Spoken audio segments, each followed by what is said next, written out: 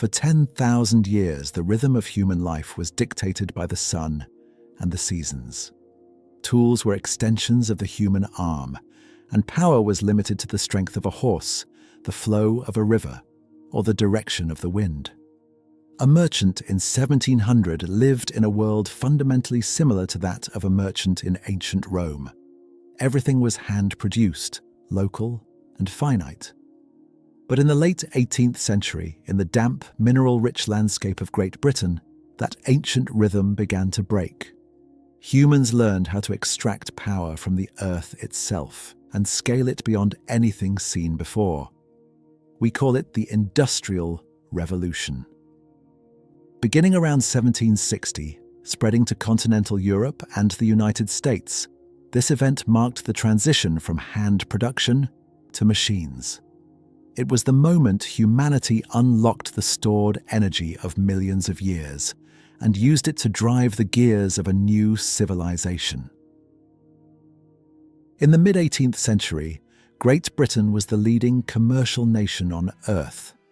It controlled a global empire stretching from the Caribbean to the Indian subcontinent. It was a nation of merchants, entrepreneurs, and thinkers. But more importantly, it was a nation sitting on a literal mountain of coal. This single resource, combined with an unprecedented entrepreneurial spirit, would spark a fire that would consume the old world and forge a new one. To understand how this revolution began, we must look at the 5 pillars of industrial supremacy that allowed Britain to outpace the rest of the world. First was high agricultural productivity. The British agricultural revolution had already begun, using mechanical seed drills and iron ploughs to produce more food with fewer workers. This freed up a massive labour force that was now looking for work. Second was political stability and the rule of law. Unlike many of its neighbours, Britain had a legal system that protected property rights and encouraged the formation of joint stock companies. The third pillar was a geographic windfall. Britain was an island with extensive coastlines and navigable rivers, making transport easy. Fourth was the scientific revolution of the 17th century, which had created a culture of experimentation and discovery. And finally, there was the unique combination of high wages and cheap energy. In Britain, it was expensive to hire a man, but incredibly cheap to buy coal.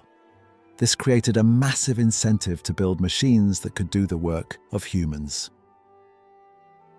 Before the factories, there was the putting out system. In small villages across Lancashire, families worked in their own homes.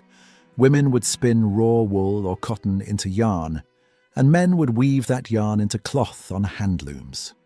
It was a slow, domestic life. But the demand for textiles was exploding. Britain had developed a taste for white gold, the cotton.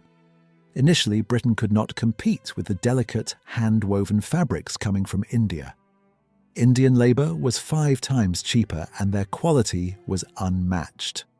The British government even passed the Calico Acts to protect domestic wool and linen from Indian imports. But instead of stopping the trade, these laws forced British entrepreneurs to innovate. They needed a way to make cotton cloth faster and cheaper than anyone else. The first domino fell in 1733 when John Kay invented the flying shuttle. This simple device doubled the output of a weaver, but it created an immediate crisis. There wasn't enough yarn to keep up with the looms. It took nearly 8 spinners to supply a single weaver.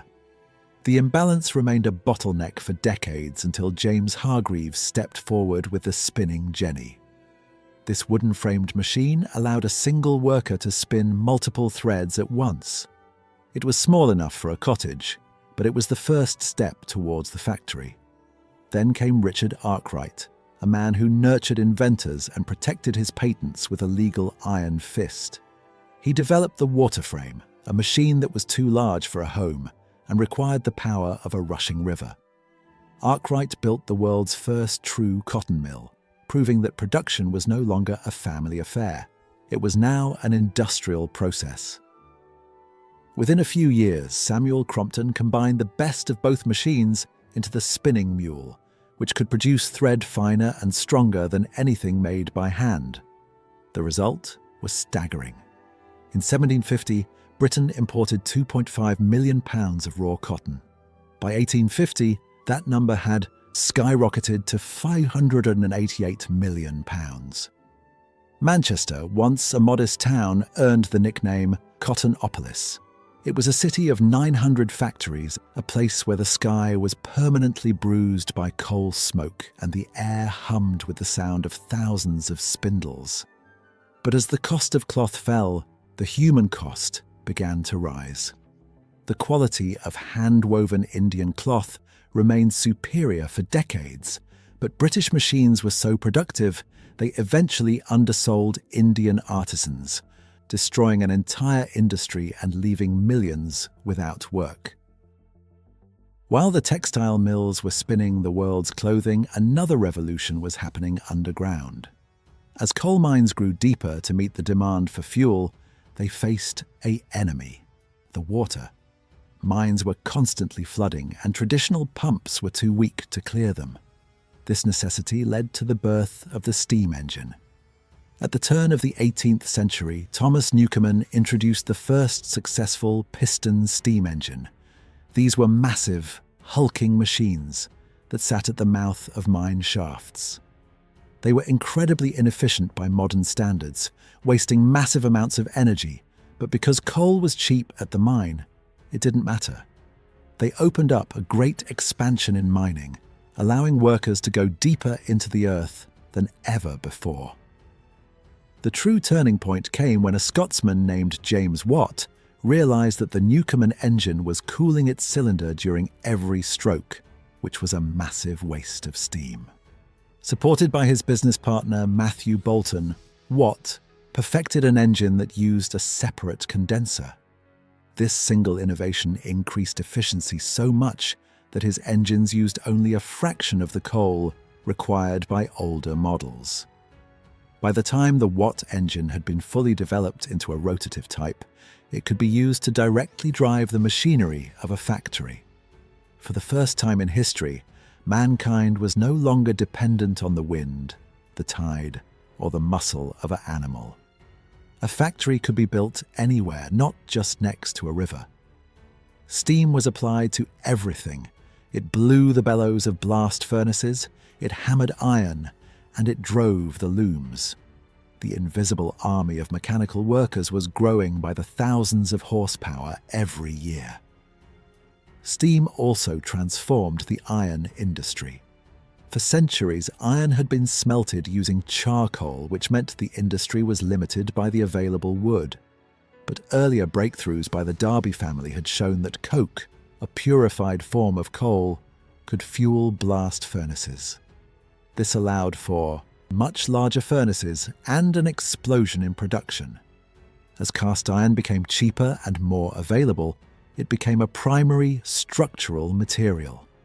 A famous early example is the Iron Bridge, a structure that signaled to the planet that a new material had arrived. New manufacturing processes such as puddling and rolling allowed for the production of structural-grade iron at a fraction of the previous cost. Puddling was back-breaking, dangerous work. Few lived to see their 40th year. But their labour built the bridges, the factories, and eventually the railways that would knit the world together. As the factories grew, the landscape of Britain changed forever. This was the era of massive urbanisation. In 1800, only 3% of the human population lived in cities. By the end of the century, that number was approaching 50%. People flooded in from the countryside, pushed by the enclosure of common lands and pulled by the promise of steady wages in the mills. Manchester was the template for this new world. Its population exploded from 10,000 in 1717 to over 2.3 million by the early 20th century. But this growth was chaotic and unplanned. because people moved in so rapidly there was not enough capital to build adequate housing. Families were squeezed into overcrowded slums, living in shanties with dirt floors and no sanitary facilities. Friedrich Engels, in his observations of the English working class, described the back streets of Manchester as a stony desert. He saw rivers turned green by chemical waste and raw sewage. The stench of progress was a reality of daily life. Clean water was a luxury, and diseases like cholera and typhoid were endemic. In the mid-19th century, life expectancy in these industrial centres plummeted. In some districts, more than half of all children died before the age of 5. Inside the factories, a new kind of discipline was enforced. In the rural world, work followed the sun and the seasons. In the factory, work followed the clock. The factory system demanded that humans adapt to the pace of the machines. Shifts lasted 12 to 14 hours, 6 days a week. Most of the workers in the early textile mills were unmarried women and children. Child labor was not new, but the industrial system made it more visible and more grueling. Children as young as 8 were employed as scavengers, crawling under moving machinery to pick up loose cotton, or piecers who stepped into the frames to repair broken threads. They were paid a fraction of an adult's wage, sometimes only 10%, and were often preferred because they were small and easier to manage. This created a profound social crisis, leading to the first general laws against child labor, the Factory Acts, which eventually limited the working day and began the slow process of moving children from the factory floor to the schoolroom. Yet, despite the hardship, the Industrial Revolution also created a massive new middle class. For the first time, there was a growing population of businessmen, clerks, foremen, and engineers. These people lived in comfortable homes with carpets, mirrors, and the latest consumer goods. They were the drivers of a consumer revolution, where luxury items like sugar, tea, coffee, and fine Wedgwood china became affordable for the new urban elite. As production increased, the old system of muddy roads and slow river barges could no longer cope. The Industrial Revolution needed a way to move bulk materials, coal, iron, and cotton, quickly and cheaply. The answer was a massive expansion of infrastructure. First came the age of canals. High-profile projects like the Bridgewater Canal showed that moving coal by water was far more efficient than land transport. The success was so great that coal prices in major cities fell by half almost overnight. This success inspired Canal Mania, a building spree that linked major manufacturing centers and allowed a single horse to pull a barge carrying tens of times more weight than a cart. But the canals were soon eclipsed by the most iconic invention of the era, the railway. Railways were made possible by 3 things: cheap, puddled iron for the rails, the rolling mill to shape them, and the high-pressure steam engine. Innovators like Richard Trevithick and George Stephenson realized that if you put a steam engine on wheels and ran it on iron rails, you could move weight at speeds the world had never seen. The opening of the first intercity railway between Liverpool and Manchester was a sensation. It linked a rapidly expanding industrial town with a global port. Passengers could now travel between cities in hours instead of days. The railway broke the isolation of the rural world, allowed ideas to spread at the speed of steam, and provided a massive new source of employment. On the oceans, steam was doing the same. While improved sailing technologies had already boosted speeds, the arrival of the steamship meant that global trade was no longer entirely dependent on the wind. The world was shrinking. A merchant could now track the movement of goods with a precision that would have been unthinkable a generation earlier. For decades, Britain tried to keep its industrial secrets to itself. Laws were passed to prevent the emigration of skilled workers, and the export of machinery. But the fire could not be contained. British entrepreneurs were eager to expand, and other nations were desperate to catch up. Belgium was the second country to industrialize. Thanks to its rich coal deposits in Wallonia, the region transformed rapidly. Transplanted English engineers built massive integrated factories that handled everything from raw materials to the finished steam engines. By the middle of the 19th century, the landscape mirrored the industrial valleys of northern England. In France, the revolution was slower and more steady. French historians argue that the country didn't have a single take-off point, but rather a gradual evolution through the 18th and 19th centuries. Germany, however, was a different story. Divided into dozens of small states, Germany lacked a unified market. But the construction of railways acted as a catalyst. The railways linked the major cities and created a massive demand for steel. By the time of German unification, the Ruhr Valley had become a powerhouse of heavy industry, eventually leading the world in chemical research and production. Across the Atlantic, the United States followed its own path. Initially a producer of natural resources, the US began to industrialize after the arrival of skilled workers who had memorized the designs of British machines. The Americans added their own innovation, the American system of manufacturing.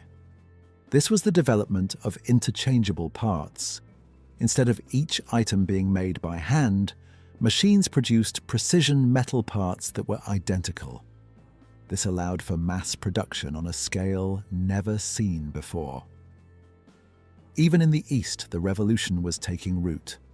Following the Meiji Restoration, Japan made a deliberate decision to catch up with the West. The government built railways, improved roads, and funded model steel and textile factories. Thousands of students were sent abroad to learn modern science and technology. By the end of the century, Japan had transformed from a feudal society into a modern industrial power. Not everyone welcomed the new age. For many craft workers, the Industrial Revolution was a disaster. Skilled weavers who had spent years mastering their trade suddenly found themselves unable to compete with machines. This despair led to the Luddite movement, where workers began breaking into factories and smashing the machines that had stolen their livelihoods. The government responded with force, protecting the new industry at all costs. In the countryside, labourers destroyed the threshing machines that had made their labour redundant. These were the screams of an old world dying. But from this unrest, a new kind of organisation was born: the trade union. Workers realised that while one man was powerless, 1,000 men could halt production. Despite early laws forbidding them, unions slowly gained the right to strike, forcing improvements in wages and working conditions. In the world of ideas, the revolution sparked a massive philosophical debate. Thinkers like Karl Marx witnessed the factories of Manchester and saw a system of exploitation that he believed would lead to a total social transformation. On the other hand, the Romantics, poets, and artists recoiled at the dark satanic mills. They mourned the loss of nature and the traditional rural life, stressing the importance of the human spirit over the monstrous machine. Even the environment was beginning to push back. The origins of the modern environmental movement lay in the response to the smoke pollution of the 19th century. Laws were eventually passed to regulate the toxic gases given off by chemical plants.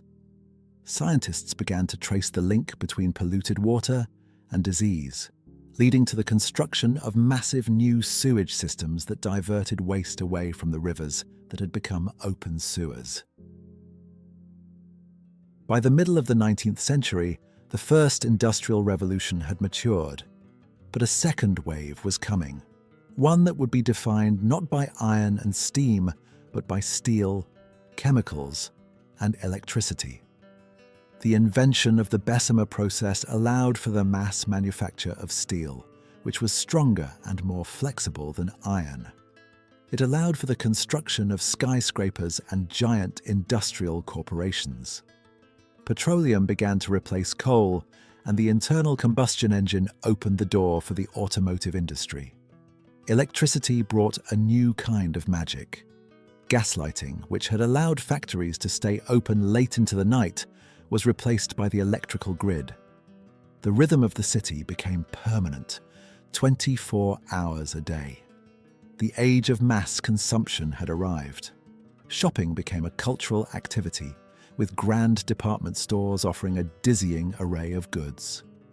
The world was now connected by the electrical telegraph, and literature for the masses was being circulated on an unprecedented scale.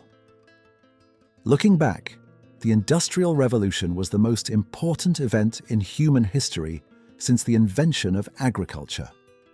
It brought sustained growth and lifted the material advancement of the Western world. For the first time, income and population began to undergo sustained growth. But it was also a revolution that demanded new ideas for managing human society. It created an enormous economic division in the world and shifted the center of gravity from the east to the west. The landscape of our planet would never be the same. The quiet green fields were replaced by the grid-patterned cities and iron arteries of a new era. The legacy of the 18th century is embedded in the very DNA of our modern lives. We are the direct descendants of that first coal-fired spark. The Industrial Revolution didn't just build our cities, it fundamentally redefined what it means to be human, shifting us from a species that followed the slow rhythm of the seasons to one that demands the world move at the speed of a machine. We have inherited a world of boundless convenience and breathtaking speed, but we also carry the weight of the environmental and social shadows that progress left behind.